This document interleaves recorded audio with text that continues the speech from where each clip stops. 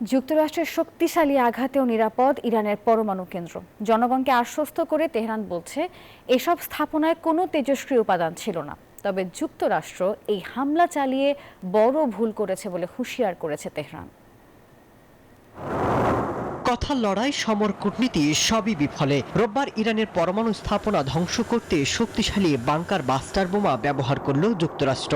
অনেকের শঙ্কা ছিল এই বোমার আঘাতে ইরানকে হয়তো পরমাণু শূন্য করা সম্ভব। তবে ৩টি পরমাণু স্থাপনায় কয়েকটি বাস্টার বোমা আঘাতের পরও এসব স্থাপনা নিরাপদ বলে জানিয়েছে তেহরান। ইরানের পবিত্র শহর কোমের নিকটে ফর্দ পারমাণবিক স্থাপনাটি অবস্থিত। ২০০৯ সালে প্রথমবারের মতো জনসম্মুখে আসার পর থেকে এর আসল প্রকৃতি এবং পরিসর নিয়ে ব্যাপক জল্পনা কল্পনা শুরু হয়। মাটির প্রায় ৩০০ ফুট গভীরে এই পারমাণবিক স্থাপনাটি তৈরি। বান্ডেল থাকলে প্রতি সেনমানিতে টাকা বাঁচবে। বিকাশ সেনমানি বান্ডেল কিনে জিতুন প্রতি লেনদেনে। তবে যুক্তরাষ্ট্রের বাস্টার বোমা পৌঁছাতে পারে মাত্র ২০০ ফুট গভীরে। যে কোনো বিমান থেকে সেখানে বোমার আঘাতে এটি ধ্বংস করা প্রায় অসম্ভব।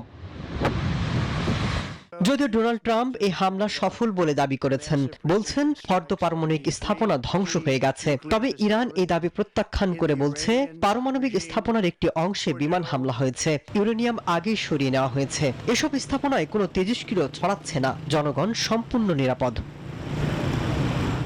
তবে যুক্তরাষ্ট্র এই হামলায় জড়িত হয়ে বড় ভুল করেছে বলে হুঁশিয়ার করেছে ইরান। তারা বলছে, ইরানের পরমাণু কর্মসূচি অব্যাহত থাকবে, বরং যুক্তরাষ্ট্র হবে এবার ইরানের নিশানা। মাসুদ রানা, নিউজ 24।